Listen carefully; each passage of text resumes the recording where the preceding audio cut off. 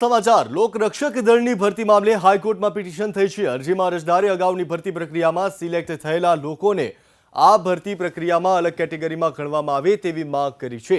જૂની ભરતીમાં જિલ્લા વાઇઝ રિઝર્વ કેટેગરીમાં લેવાની નિર્ધારિત સંખ્યાથી ઓછા લોકોને ભરતી અપાઈ હતી।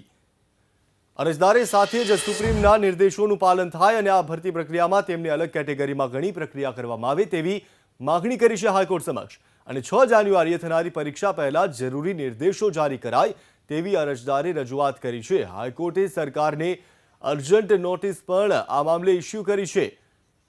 લોકરક્ષક દળની ભરતી મામલે હાઈકોર્ટમાં પિટિશન થઈ 6 જાન્યુઆરીએ થનારી પરીક્ષા પહેલા જરૂરી નિર્દેશો જારી કરાય તેવી રજૂઆત કરવામાં આવી છે।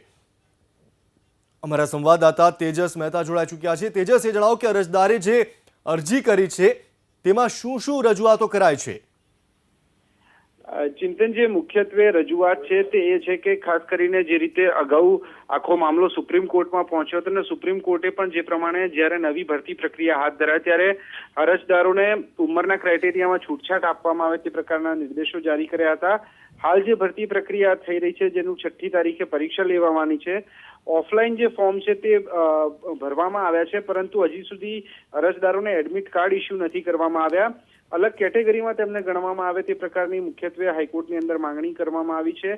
હાઈકોર્ટે પણ મામલાની ગંભીરતાને ધ્યાને લેતા અને અર્જન્સીને ધ્યાને લેતા સરકારને અર્જન્ટ નોટિસ ઇસ્યુ કરી છે।